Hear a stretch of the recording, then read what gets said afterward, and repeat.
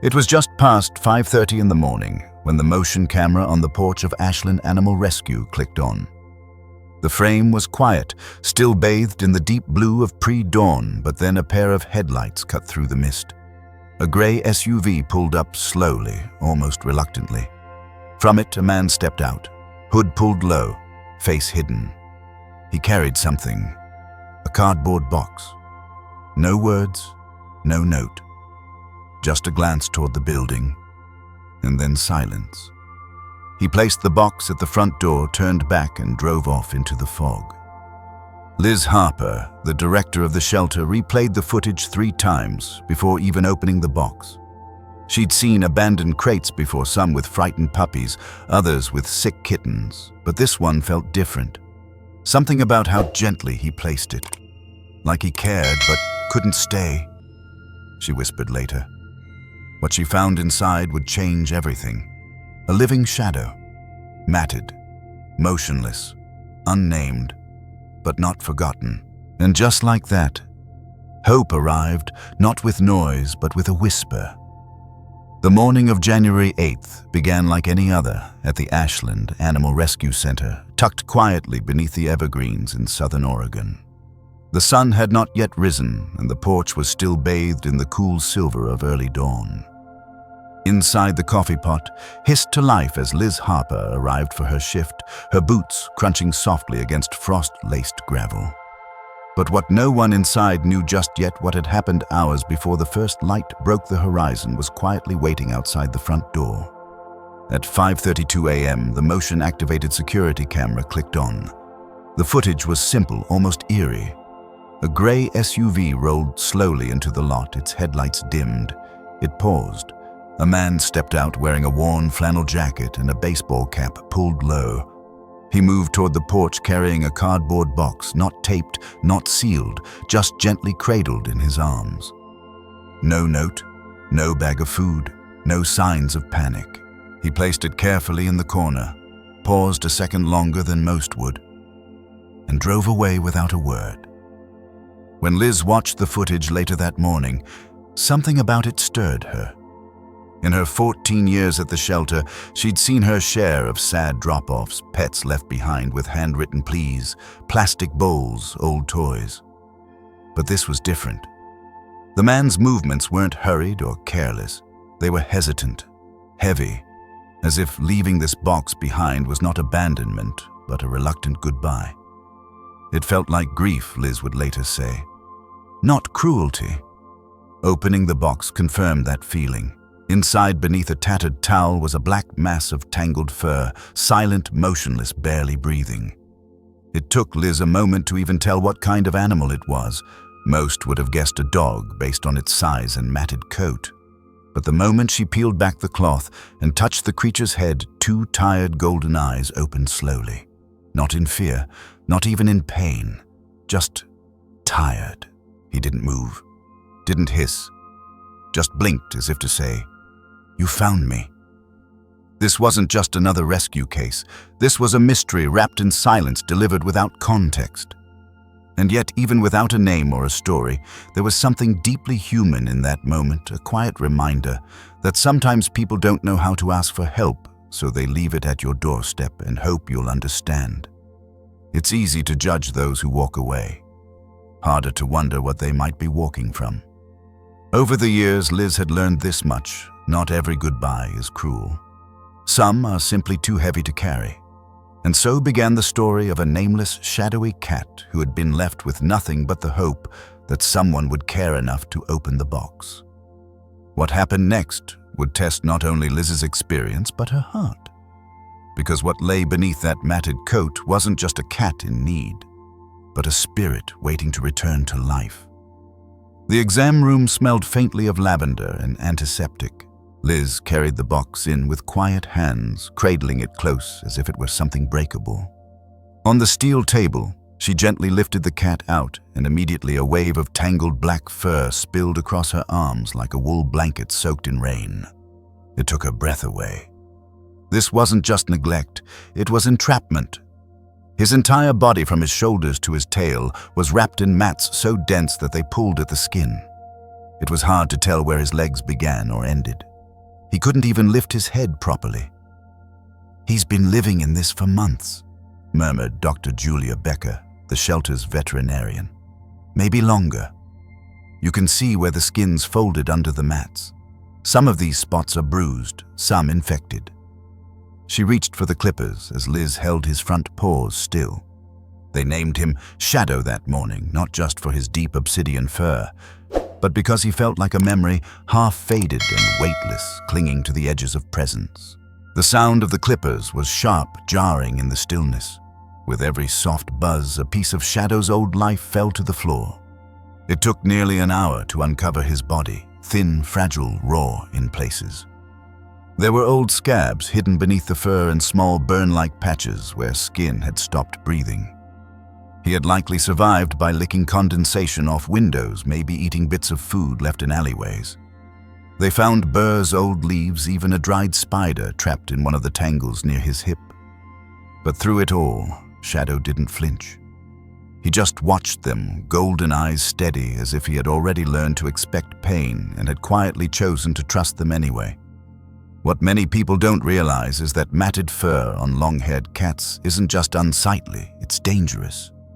Mats pull at the skin, constantly making every movement painful. In severe cases, they can cut off blood circulation or hide deep wounds. Some cats stop walking entirely. Others lose the will to groom and slowly, silently give up. Shadow had likely reached that threshold, but something inside him still flickered, still waited. By the time the last layer of fur was gone, Shadow lay limp in Liz's arms, half sedated, fully exposed. But now they could see him a cat beneath the wreckage. A sleek body, a long tail with a soft curl at the end, and the faint shimmer of jet black fur regrowing along his back like new velvet. That night, Liz tucked him into a soft fleece bed in the recovery room, placed a shallow bowl of warm broth nearby, and whispered, "You made it, sweetheart." Shadow didn't respond, but his eyes followed her to the door. And that was enough. Sometimes the first step in healing is simply this, being seen. What came next was quiet, almost imperceptible. Not a transformation, but a return. A remembering of what it means to move to reach to trust. The recovery room at Ashland Animal Rescue was the quietest part of the shelter. Tucked behind the main clinic, it had 2 windows that let in the softest morning light. A heating pad tucked under each bed, and walls painted a pale sage that made everything feel just a little softer. That's where Shadow spent his first full day, barely moving, barely breathing, but alive. On day 1, he didn't eat. Not the warm broth, not the soft tuna flakes Liz left in a small ceramic dish beside him. He didn't hiss, he didn't purr. He simply stared out the window, eyes unfocused, as if he was still inside some place only he could see. Liz sat with him quietly that evening, reading aloud from a book of poetry. She didn't expect a reaction. She just wanted him to know her voice meant no harm. By day 3, something shifted. Shadow stirred slightly when Liz walked in, his head lifted just enough to follow her hand as she placed down his food. Later that night, the broth bowl was empty. It wasn't much, but it was the first sign he hadn't given up. On day 5, he tried to stand. His front legs trembled as if remembering how to hold weight. He made it 2 steps before gently collapsing again onto the blanket. Liz didn't rush in. She simply watched, hands clutched together, whispering, "You're doing just fine." Every day after that was a quiet miracle. Day 7. He walked across the room slow, unsure, like someone waking from a long dream. On day 10, he began grooming himself, starting with a single paw, then his face. That small movement, the slow swipe of his tongue over his cheek, brought Liz to tears. It was the first time Shadow had touched himself with care. What many don't understand is that trauma recovery, especially for animals, isn't loud. It's not a montage of fast progress and quick wins. It's quiet, uneven.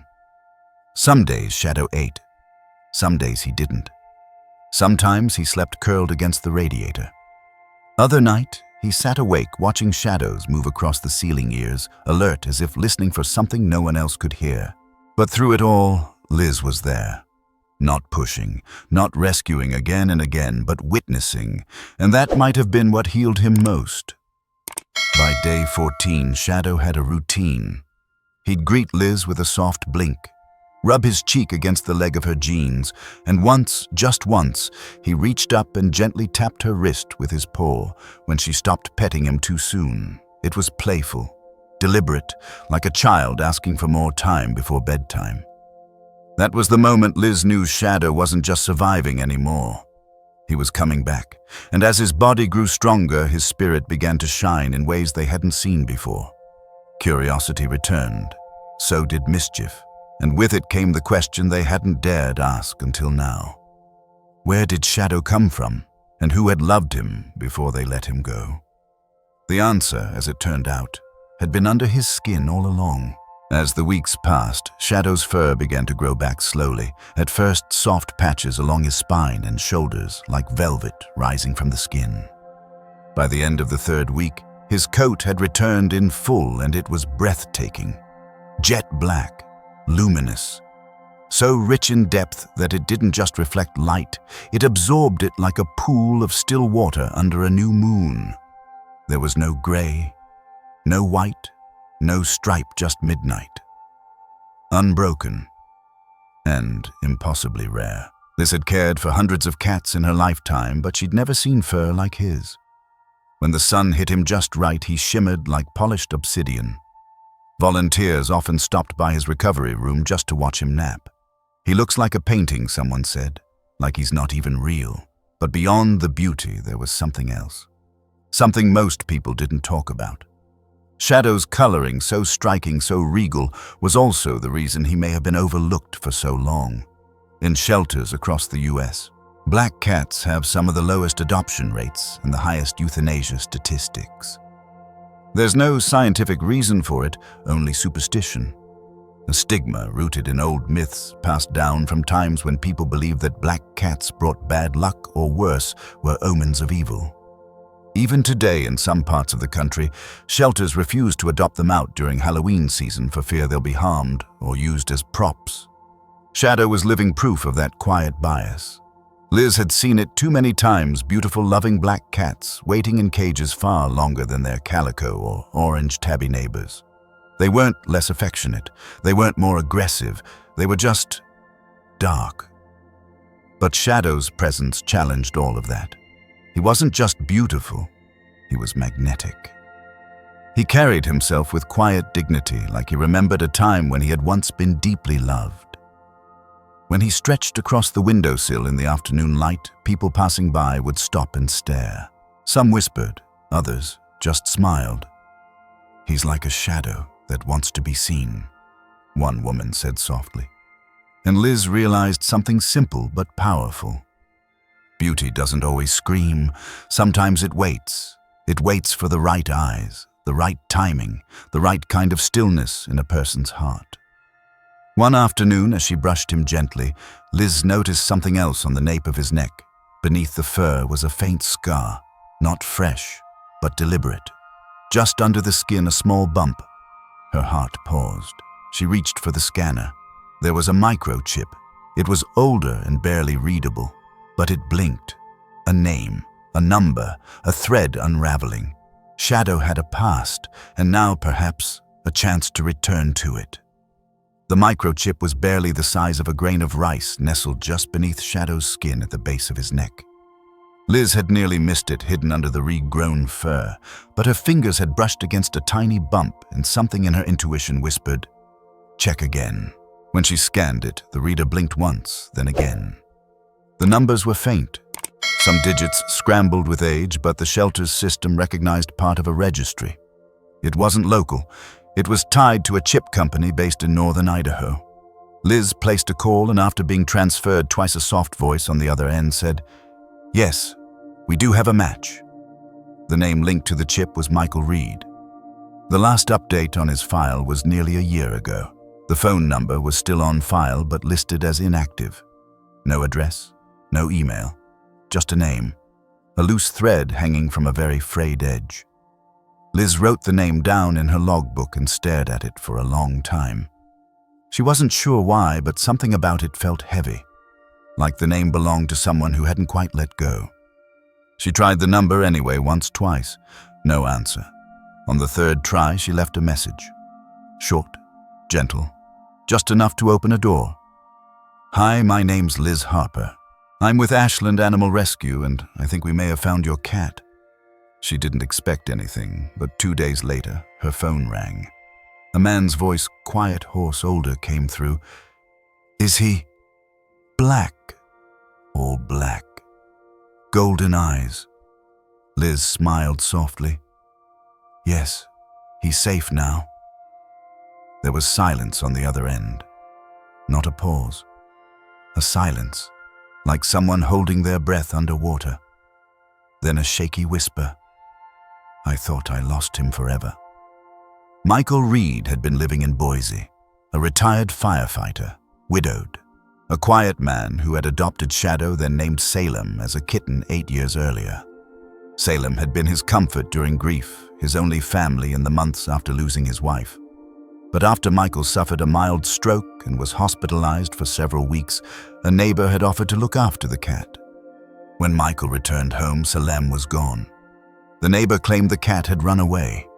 He had looked, posted flyers, called shelters, but as weeks turned to months, hope withered. He never stopped thinking about him. "I thought maybe he found someone better," Michael said, "but I never stopped missing him." Sometimes people assume pet loss is small grief, but for some it's the only thread holding their days together. Salem had been that thread for Michael, and now, against all odds, he was alive. Liz didn't promise anything, not yet. Shadow was different now, cautious. He had built a fragile world in the shelter. But there was something sacred about a bond that had survived a year of silence. She invited Michael to come visit. Just once. No pressure. Just a quiet meeting between two souls who hadn't stopped waiting for each other. And what happened on that day would bring every room in the shelter to stillness. Michael arrived just before noon on a Friday. The sun was warm, the wind quiet. He stepped out of his pickup truck slowly, one hand gripping the door for balance, the other carrying a small cloth bag. Inside it, Liz would later learn, was a crumpled photo of Salem as a kitten curled into the corner of an old recliner. He walked with a slight limp, his shoulders curved not just by age, but by months of waiting for closure, or maybe for a miracle. Liz met him at the gate with a smile, soft and knowing. She didn't say much, just placed her hand gently on his arm. "He's inside," she whispered. Shadow was napping in the corner of the sunny room when they entered. His body stretched long tail flicking slowly the way cats do when they're dreaming. Liz called his name quietly. Shadow opened his eyes, blinked and lifted his head, and then he didn't move. He stared. Michael, now standing a few feet away, didn't speak either. He knelt down slowly, carefully, and reached into his coat pocket. From it he pulled out something that had no scent, no sound, but all the weight of memory, a small, worn fleece mouse toy. It was faded at the edges and missing an ear. That was when Shadow stood. Not quickly, not with a pounce, but deliberately, like someone walking into a room they never thought they'd see again.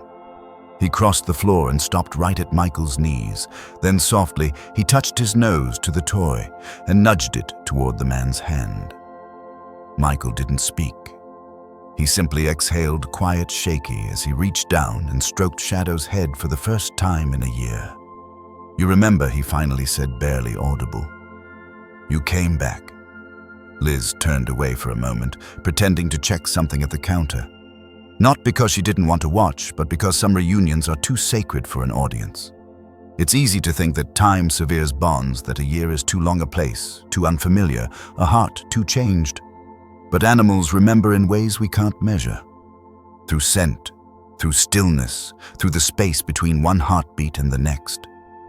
Shadow hadn't just remembered a person. He had remembered home. Michael visited every day that week. He brought Shadow's old blanket on the second day. His favorite scratching mat is on the third. By the fourth visit, Shadow was curled up in his lap like he'd never left. By Sunday, the decision had made itself. Michael filled out the adoption forms with slow, careful handwriting. Liz packed a small bag with Shadow's food, his medical records, and a new collar. She didn't say goodbye. She just bent down, pressed her forehead gently to his, and whispered, "Take good care of him. He already knows how to take care of you. Sometimes coming home isn't about the address. It's about who's waiting when you get there." And for Shadow, the road that began in a cardboard box would end not in rescue, but in return. Tear. Something had shifted. The room he once occupied became a space of quiet reverence. Volunteers began calling it the corner of second chances. And maybe it was. Because in the weeks that followed, more people came through the doors, some to adopt others, just to listen to the story of the cat who came back from the dark. Liz noticed it first. People weren't just interested in kittens anymore. They stopped to ask about older cats, the ones with cloudy eyes or missing teeth, the ones with scars not just on their bodies but in their history. They asked things like, "Does she need a quieter home?" or "Do you think he remembers being loved?" Questions they might not have asked before. Shadow. There was the woman who adopted Milo, a shy tuxedo cat who had spent 5 months curled up in the back of his enclosure. She came in looking for a talkative orange kitten, but after hearing Shadow's story, she changed her mind. "I think I've had enough noise in my life," she said with a small smile. "Maybe quiet is exactly what I need." And the retired couple who took in Willow, a black cat with a limp and a cloudy left eye. They said they'd never considered a black cat before, not because of superstition, but simply because they all looked the same. But now they looked closer. They saw depth, gentleness, and grace. "She's nothing like Shadow," the husband said, and yet she kind of is. Shadow hadn't just reclaimed his life. He had opened a door for others still waiting. What people forget sometimes is that shelters are more than holding places. They're chapters in a story, some long, some short. And every once in a while, one story writes itself so beautifully that it changes the way we see all the others. The volunteers felt it too. Applications have doubled. High school students asked if they could come walk cats instead of dogs. A local artist painted a portrait of Shadow now hanging near the intake room. Underneath it, a small plaque reads, "Seen, saved, returned." It's easy to measure success in numbers, how many adoptions, how many rescues. But Shadow taught everyone something gentler, that sometimes the deepest impact comes from one life being fully seen. One story that reminds us to look again. One animal that helps us soften. One return that teaches us how to welcome. And as winter began to fade into spring, Liz found herself pausing in the hallway, more often listening for silence that no longer felt empty. Because every shelter holds more than cats. It holds memory. It is waiting. And if we're lucky, it holds the spark of something just about to begin. There's a photograph that sits on Liz Harper's desk now. It's framed in a simple wooden border. No words, no caption. Just a moment captured one golden afternoon in early spring of Shadow, curled up on a wide windowsill, sunlight spilling across his back like liquid honey. His fur is sleek and full glistening black like polished stone. One paw is tucked under his chest. The other rests gently on the edge of the sill. And his eyes, those deep amber eyes, are half closed, not from sleep, but from something quieter. Peace. It was taken during Liz's visit to Michael's home a few weeks after the adoption. She hadn't expected to stay long. Just a check-in, a courtesy. But Michael insisted she come inside, offered tea, and said he naps there every day around 4. "You'll see." And she did. Shadow had found his rhythm, a home filled with silence and sunlight. Familiar smells, a man who spoke softly and never rushed.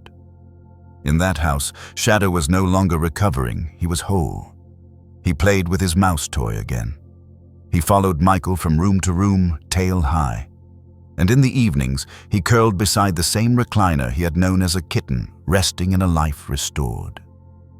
There was something in that image that Liz couldn't stop thinking about.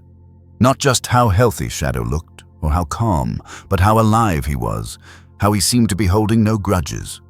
No resentment for what had happened. No fear of being left again. That's what animals do best, she realized. They forgive They adapt. They open again even after being closed. They carry the weight of their past quietly and still find space for love. That lesson stayed with her in the weeks that followed. Each time a new cat arrived at the shelter, scared, scruffy, trembling, she would think of Shadow, of the box on the porch, of the silence he arrived in, and the light he left behind. Sometimes we look at animals and see only what's broken. But what if we looked for what's waiting to bloom? What if we treated every rescue not as a burden, but as a possibility? Shadow's story reminded them all, healing doesn't always roar. Sometimes it arrives quietly, on 4 careful paws, with eyes full of memory and hope.